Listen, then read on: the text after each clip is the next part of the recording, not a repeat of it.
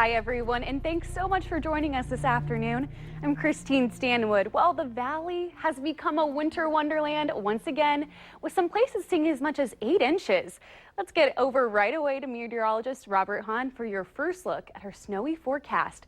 Robert, how's it looking out there? Yeah, still rather snowy in parts of the valley, particularly the western half of the valley and parts of the northern valley. A little bit of snow in Lakes Country as well, and we'll see a little bit of additional accumulation as we head through this afternoon and this evening. There are the areas of snow, and again, a little bit just east of Fargo over in Clay County, parts of Lakes Country there. And off to the west, that's where we're still seeing the steadier snow on the backside of this system, and that's where we've seen some hefty snow totals as well into that region. Now, part of the winter storm warning has been trimmed back. It's just in our western counties where you are seeing the steadier snow. We could still see another couple of inches in those areas where we have the winter weather advisory. Perhaps another inch or so of snow also adding into the equation. Some gusty winds will be developing as we head through this afternoon and this evening. Could see winds gusting as high as 35 miles per hour, and that will create a little bit of blowing and a drifting snow out there, reducing some visibilities. Here are the big winners in terms of the snow. We had a wide range of snowfall totals, anywhere from 2 to,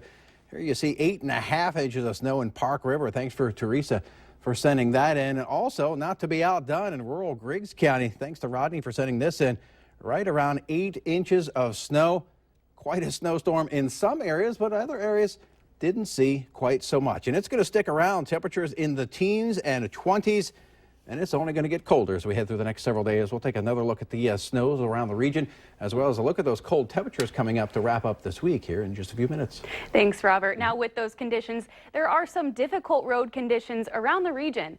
Let's take a look at those road maps. In North Dakota, yellow means ice or compacted snow.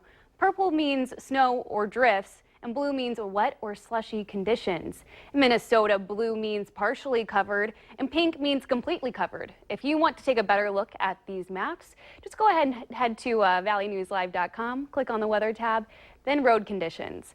That's where you'll also find today's school closings or delays. They're also under weather closing banner on our homepage.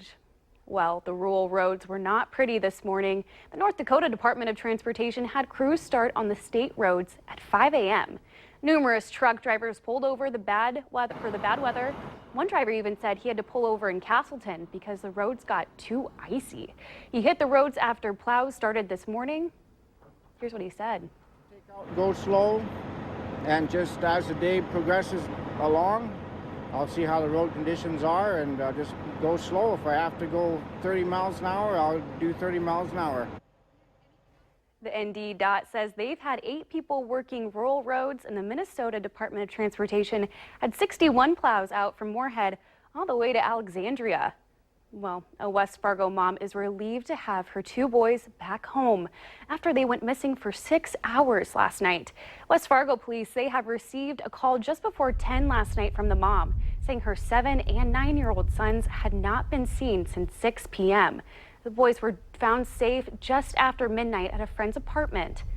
A man charged with allegedly torching the Juba coffee shop in Grand Forks last week made his initial court appearance.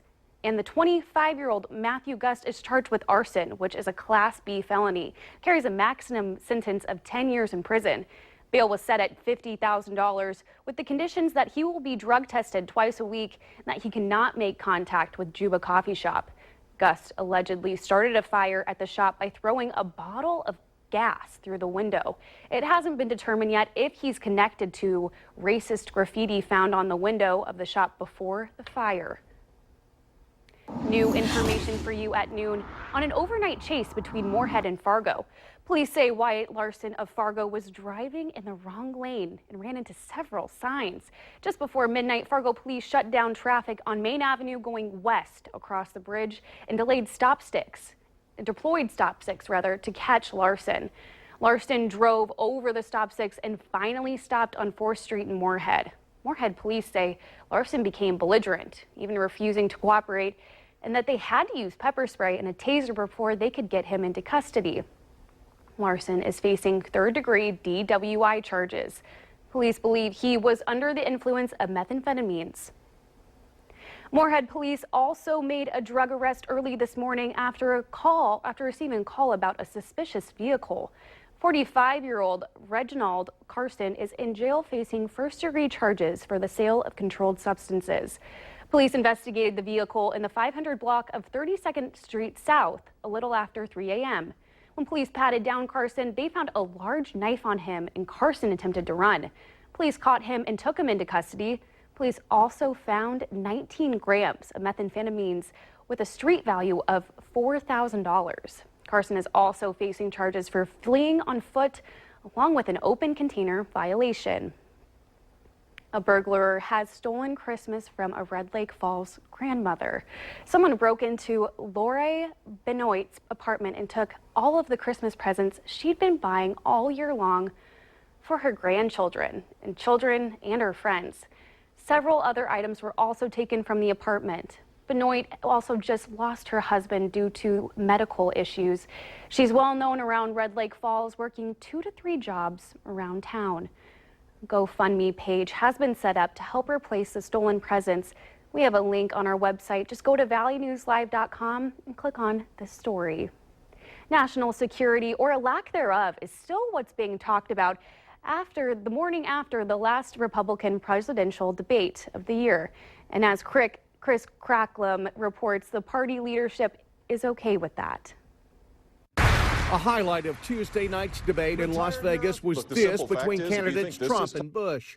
This is a tough business to run for president. I know you're a tough guy, Jeb. And we need to have a leader that is real tough. You're never going to be president of the United States by insulting your way to the presidency. Exactly what President Obama said. Tier of the GOP field found common ground. There will be boots on the ground, and they'll be over here, and they'll be their boots if we don't get them out of there now. We need to have a coalition that will stand for nothing less than the total destruction of ISIS. All of which was just fine with Republican leadership assessing the debate on the morning TV shows Wednesday. I do think that people are afraid.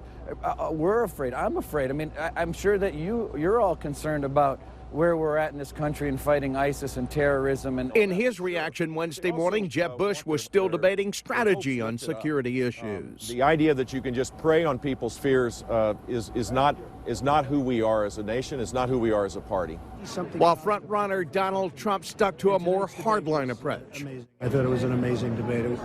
Many of the candidates head to Iowa for the holidays, where the caucuses are now just 46 days away.